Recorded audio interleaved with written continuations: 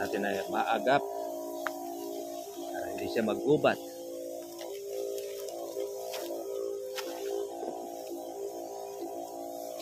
Dati dyan mga ka-farmers ay mabasa lang yung damo natin. Kailangan kahit di naman natin titigmakin. Kasi meron naman na tayong sangkap ng asin. Pagka po ganito ang matataas na ang kalamansi,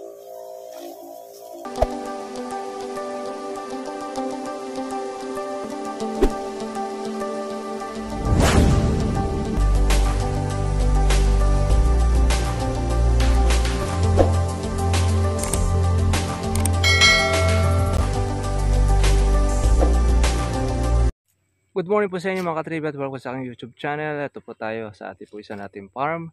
At ang gagawin natin ay mag-herbicide tayo sa ating kalamansi.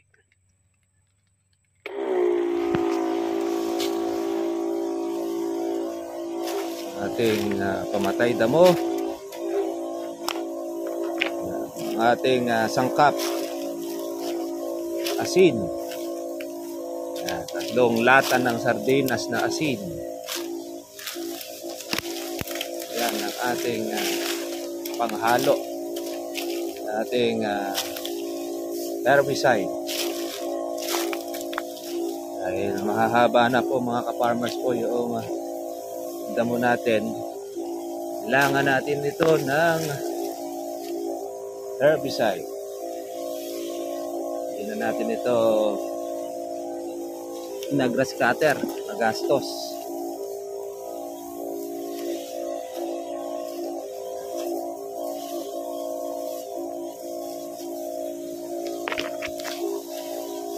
Natin ay maagap para hindi siya maggubat.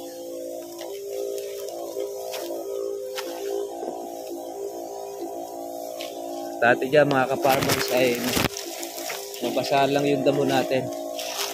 Kailangan kahit di naman natin titigmakin. Kasi meron naman na tayong sangkap ng asin. Pagka po ganito ang matataas na ang kalamansi, ingat na lang din sa tatamaan ng ating herbicide. Kasi pwede rin po na magdamdam ang mga dahon ng kalamansi natin pag natamaan niya.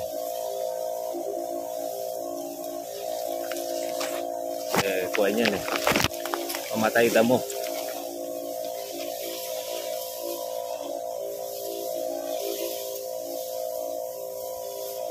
Matataas na itong ating agingay. Kung di natin ito sprayin, maabot ng lagpas tao to. Kailangan talaga na damo-damo.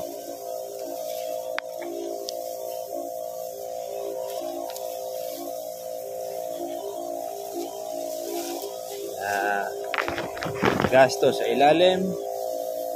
Meron rin tayong gasto sa ibabaw. Yung ating insecticide.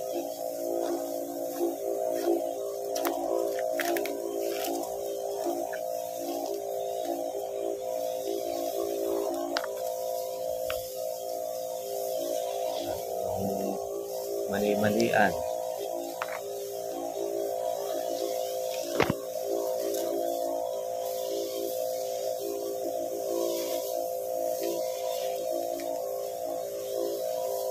Tapos yung malit.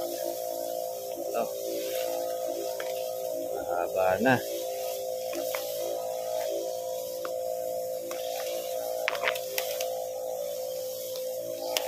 Bilis ng humaba ng agingay.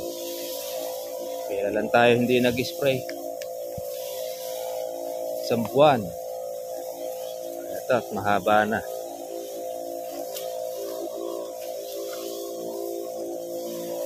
Bagay, Kung yan naman po ay sa grass cutter, 1 linggo lang yan, mahaba na rin. Nakamenos na tayo ng trabaho. Matagal pa itong i-grass cutter. Halos yun din ang nagagastos mo sa gasolina, talim. Ito, ayun na, papatay niya talaga ito mo. Pataba pa. Ugat. Ayan, mga bagong tubo na lang yan, mga farmers.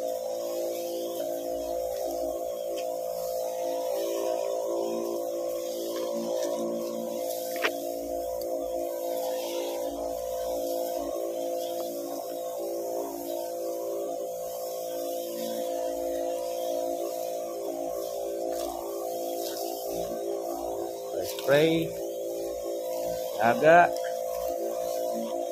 pati yung alagang kalamansi.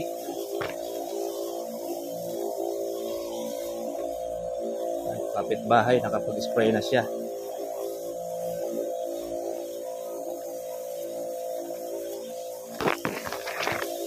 Tayo naman,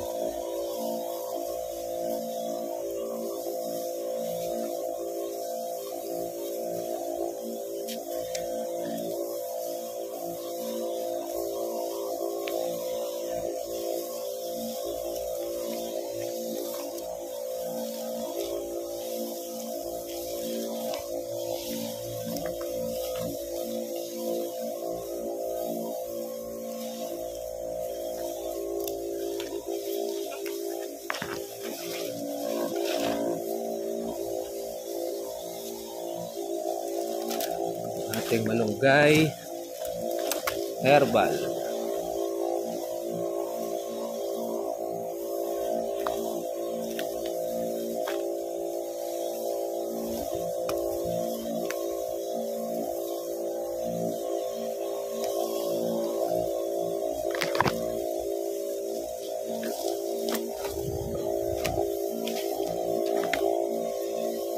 Meron na namang nangungulkol ng pamain.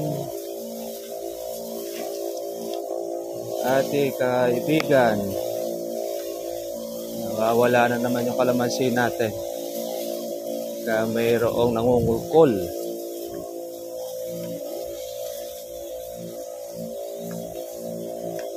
Nagawang dahilan, nangungulkol ng bulate. Pero yung kalamansi ang talagang inaabatan.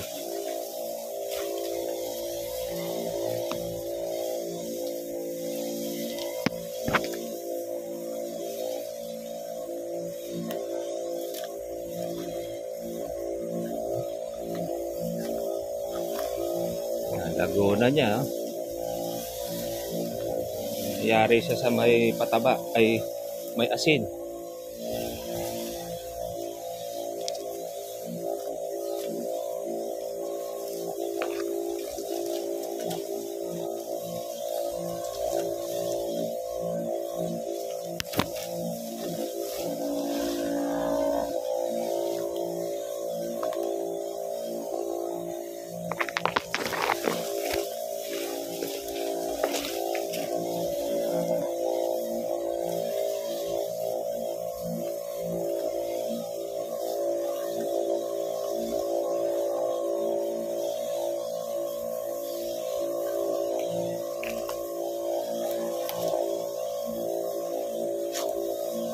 Sariwa, damo, mga katribya.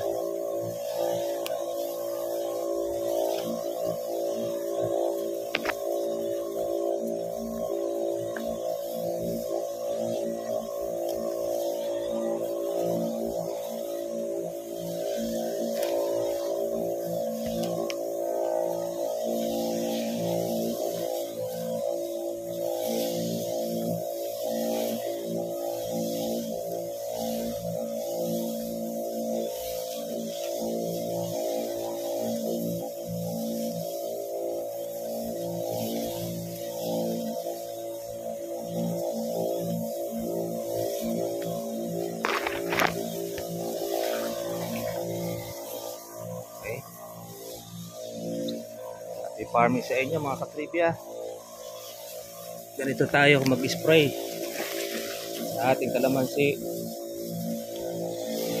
Kapo matataas na ang damo. Ingatan lang natin po yung ating kalamansi na matamaan ang ating subject.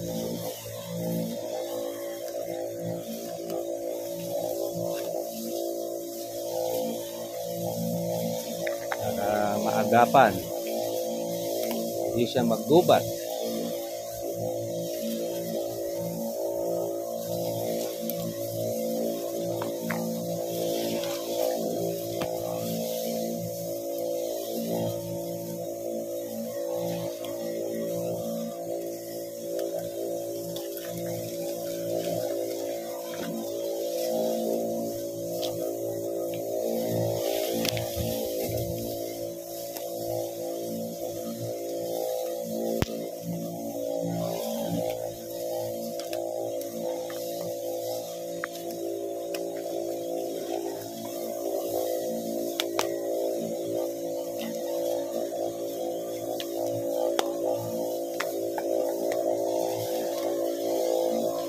Aga.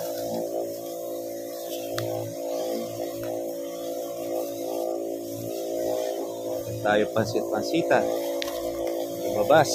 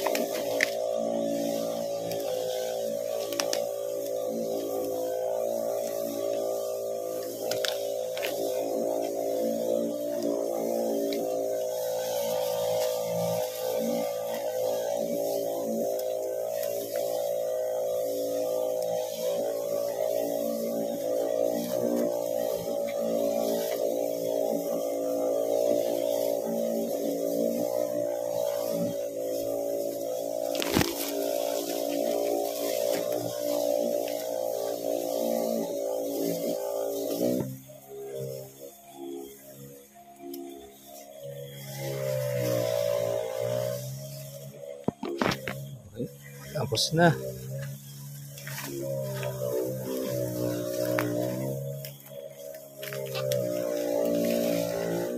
Sumuta lang natin.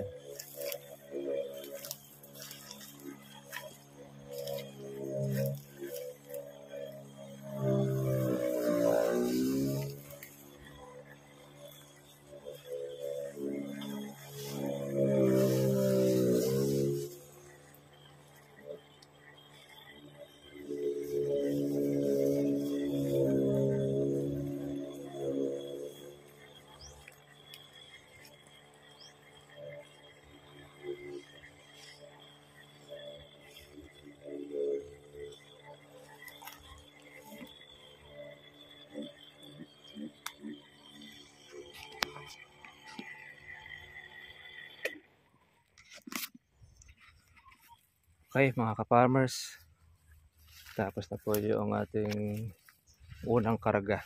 Bali dalawang karga lang naman po itong ating kalamansi. Ngayon nakakuha naman tayo rito. Kahapon lumusong tayo, may bunga. Ngayon bus na, tinira na naman ito itong area natin.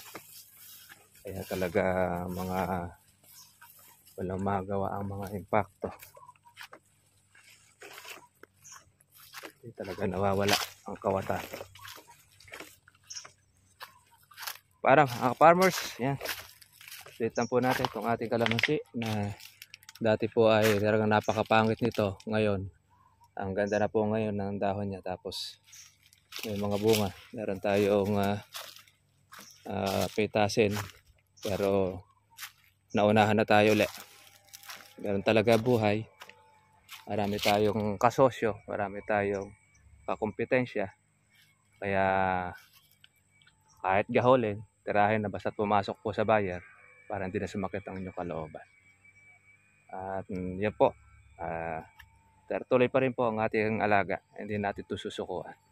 So, tuloy-tuloy lang. Yung matitira sa atin ay yun ang ating pang-income. Ngayon, bahala na po kung sino man po yung mga kawatan na yan. Yan naman pong nasa taas. Hindi naman po natutulog ang nasa taas. Okay mga ka-farmers, God bless po sa inyo lahat. Yan, dala na po natin yung ating pong isang karga para matapos po tayo dito sa ating area.